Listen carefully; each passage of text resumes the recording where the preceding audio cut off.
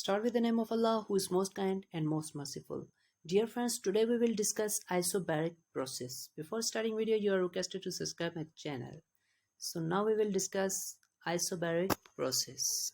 Friends, we will discuss the definition of thermodynamics.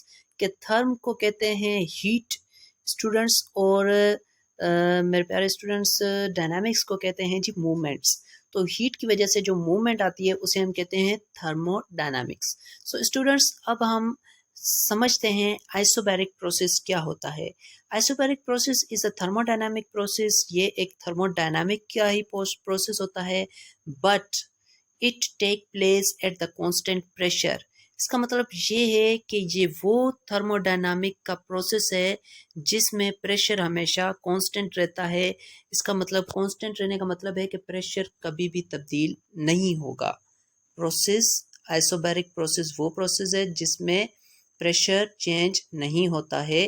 बेशक temperature change हो जाए या वॉल्यूम चेंज होने से प्रेशर कभी भी चेंज नहीं होगा। अब इसके एग्जाम्पल की बात करते हैं।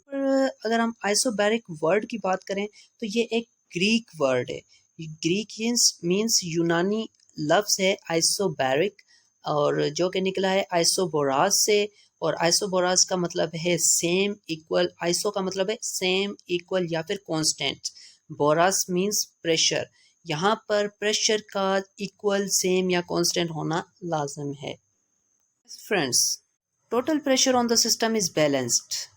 कि एक ऐसा सिस्टम जिसमें टोटल प्रेशर जो है, इनिशियल और फाइनल प्रेशर, या फिर हम कहें कि चेंज इन प्रेशर जो है हमेशा क्या हो, ज़ीरो हो। इनिशियल फाइनल प्रेशर इक्वल हो या फिर चेंज इन प्रेशर ज़ीरो हो, तो ऐसे सिस्टम को कह सकते हैं कि वो आइसोबैरिक सिस्टम या प्रोसेस है। ये एक पिस्टन है जो कि एयर टाइटेड है और इसका कोई मैस नहीं है, मैसलेस है, फ्रिक्शनलेस है, और इसके दरमियान जो है गैस पार्टिकल्स हैं। कोई भी एटम जो है ये इस तरह से यहाँ पे फिक्स किया गया है कि कोई भी पार्टिकल बाहर नहीं मूव कर सकता गैस का। और ये जो ऊपर वेट रखा गया है इसे हमने नाम दिया mg का। ग्रेविटी की वजह से जो है मैस इंटू ग्रेविटी वेट है। और ऊपर से जो इसके ऊपर दबाव लग रहा है उसे हम कहते हैं एटमॉस्फेरिक प्रेशर। ऊपर से जो प्रेशर लग रहा है वो एटमॉस्फेरिक।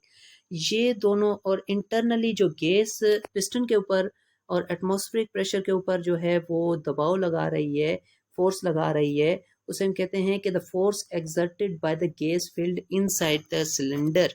सिलेंडर के अंदर जो गैस है वो इस पिस्टन के ऊपर जो है फोर्स लगा रही है। तो ये फोर्स जो है जो कि गैस की वजह से लग रही है पिस्टन के ऊपर, वो बराबर है उस वेट के, और यानी mg वेट के बराबर है और एटमॉस्फेरिक प्रेशर के बराबर है।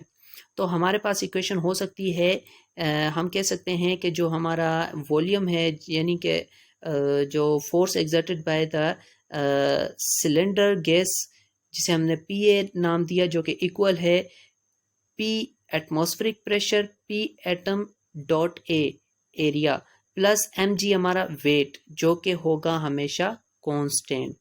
अब यहाँ पे हम देखें कि एटमॉस्फेयर की जो है, एटमॉस्फेयर की ऊपर एटमॉस्फेयर का प्रेशर और वेट का जो नीचे डाउनवर्ड फोर्स लग रही है वो इक्वल है गैस के अपवर्ड फोर्स के। तो दोनों बराबर हो जाएंगी। जब दोनों फोर्सेस इक्वल हो जाएंगी, अपवर्ड एंड डाउनवर्ड, तो यहाँ पर एक प्रेशर का इक्विलिब्रियम कायम हो जाएगा। जब प्रेशर इक्विलिब्रियम में आ जाता है, दो प्रेशर्स इक्विलिब्रियम में आ जाते हैं, तो प्रेशर को हमेशा कांस्टेंट कंसीडर करते हैं। यहाँ पर एक इक्वेशन बनी है जी PA, यानी गैस की जो फोर्स एक्सर्टेड हुई है जो कि बराबर थी वेट mg और हमारा एटमॉस्फेरिक प्रेशर PA।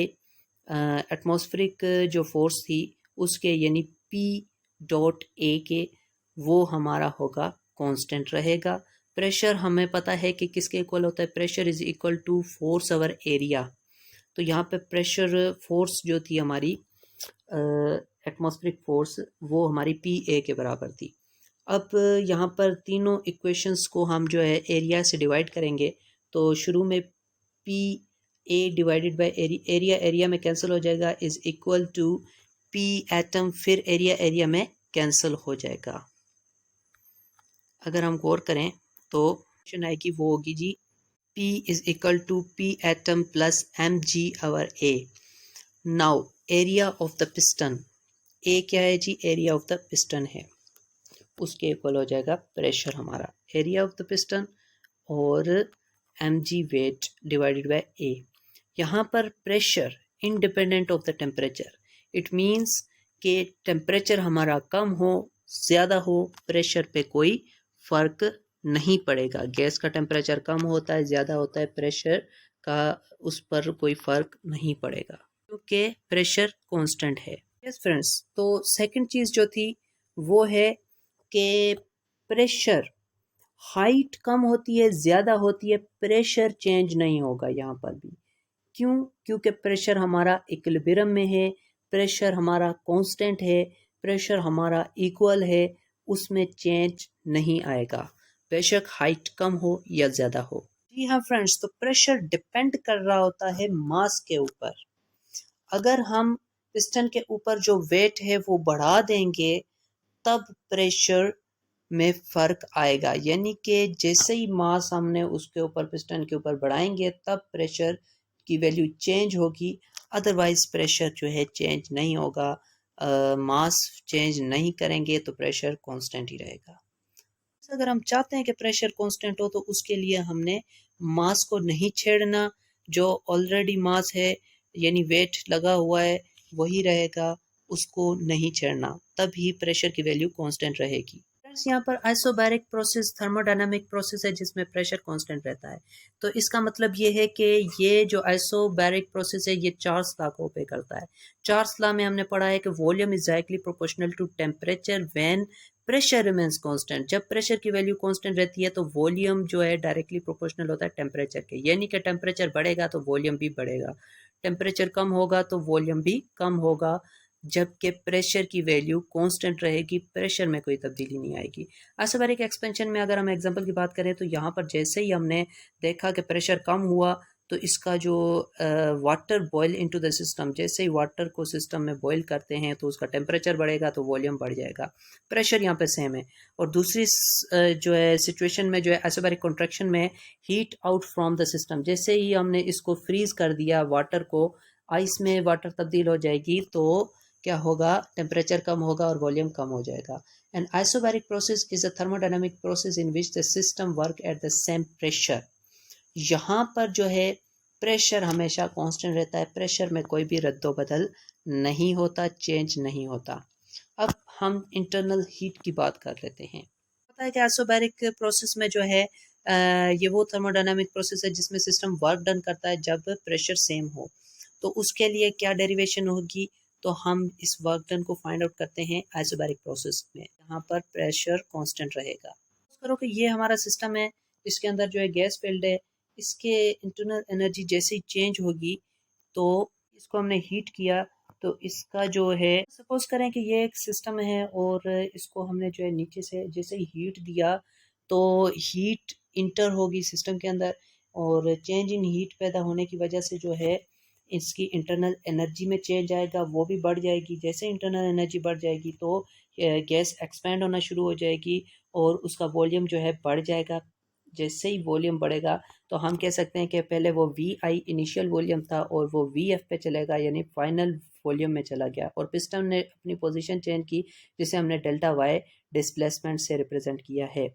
तो इन दोनों वी आई और वी एफ के दरमियान का जो हमारे पास है वो चेंज इन वॉल्यूम है, चेंज इन वॉल्यूम जो है डेल्टा वाई के इक्वल है। अब ये वो फोर्स है F P A. F P A क्या है, ये वो फोर्स है गैस की जिसने जो है पिस्टन के ऊपर फोर्स अप्लाई की और एक्सपेंशन हुई गैस की। अब वर्क डन का फार्मूला एफ डॉट डी है, तो फोर्स हमारे पास जो गैस ने अप्लाई की पिस्टन पे वो पी क्रॉस ए है, यानी प्रेशर इनटू एरिया। अब ये फोर्स की जगह लिखेंगे तो पी क्रॉस ए, डी हमारा डिस्प्लेसमेंट है जिसकी जगह पे हमने डेल्टा वाई लिख दिया, area into delta Y volume कहलाता है, चेंज इन वॉल्यूम जो कि एरिया इंटू डेल्टा वाई के बराबर है, तो हमारा वर्क डन आ जाएगा, वर्क डन है वो pressure into change in volume आ जाएगा।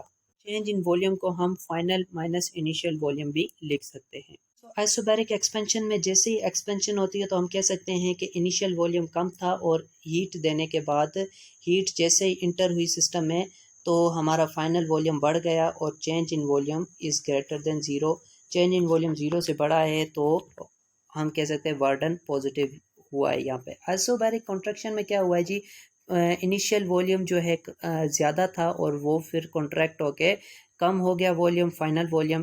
तो हम कह सकते हैं कि ज़ीरो जो है चेंज इन वॉल्यूम ज़ीरो से क्या है जी, छोटा है चेंज इन वॉल्यूम।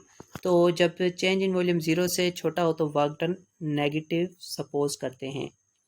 यहाँ पे जो है हम वर्क डन को हमेशा नेगेटिव लेते हैं क्योंकि यहाँ पर heat out from the system में से बाहर निकल रही है हीट। ठीक है, तो अब हम इसकी डायग्राम की बात करें। यहाँ पे प्रेशर वॉल्यूम डायग्राम है सिंपल, और यहाँ पर जो है इनिशियल प्रेशर पी आई को रिप्रेजेंट करेंगे और इनिशियल वॉल्यूम वी आई को रिप्रेजेंट करेंगे।